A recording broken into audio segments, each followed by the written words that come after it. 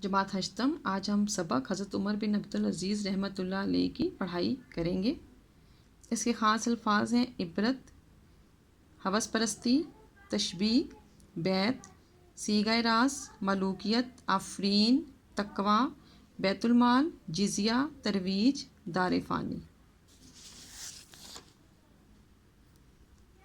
الفاظ معنی ہیں: عبرت نصیحت، ہوس پرستی لالچ، تشبیہ مشترکہ خوبیوں کی وجہ سے ایک جیسا قرار دینا، بیت اطاعت کا وعدہ کرنا، صیغہ راز راز میں رکھنا، ملوکیت بادشاہت، آفرین شاباش، تقویٰ پرہیزگاری، بیت المال چندہ یا غریب لوگوں کے لیے بنایا گیا سرکاری محکمہ، جزیہ وہ ٹیکس جو اسلامی حکومت میں غیر مسلموں سے لیا جاتا ہے، ترویج رواج دینا، دار فانی ختم ہونے والی، خیر اچھائی یا بھلائی، شر برائی۔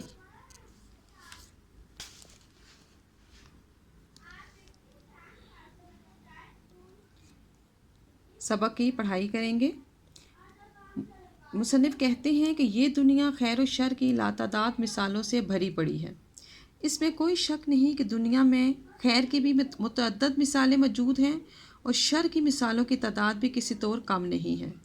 یاد رکھنا چاہیے کہ شر کی مثالیں محض اس لیے محفوظ رکھی گئی ہیں تاکہ لوگ ان سے عبرت پکڑیں اور بھلائی اور نیکی کا راستہ اختیار کریں۔ مصنف اس اقتباس میں بتاتے ہیں کہ دنیا میں اگر اچھائی ہے تو برائی بھی ہے۔ دنیا میں جتنی مثالیں اچھائی کی ہیں اتنی ہی مثالیں برائی کی بھی ہیں۔ جیسے کہ اگر دنیا میں نفرت ہے تو محبت بھی ہے، دنیا میں اگر جھوٹ ہے تو سچ بھی ہے، اگر نقصان ہے تو احسان بھی ہے، اگر لڑائی جھگڑا ہے تو امن بھی ہے۔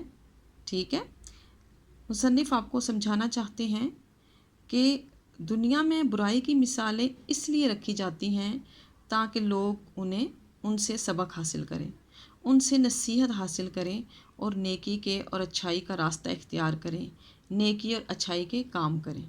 کیونکہ جب ہم خدا کے پاس ملاقات کے لیے جائیں گے تو ہمارے ساتھ صرف ہمارے اعمال جائیں گے، اور اعمال کی درستگی کے لیے بہت ضروری ہے کہ ہم نیک راہ پر چلیں اور نیکی کے کام کریں۔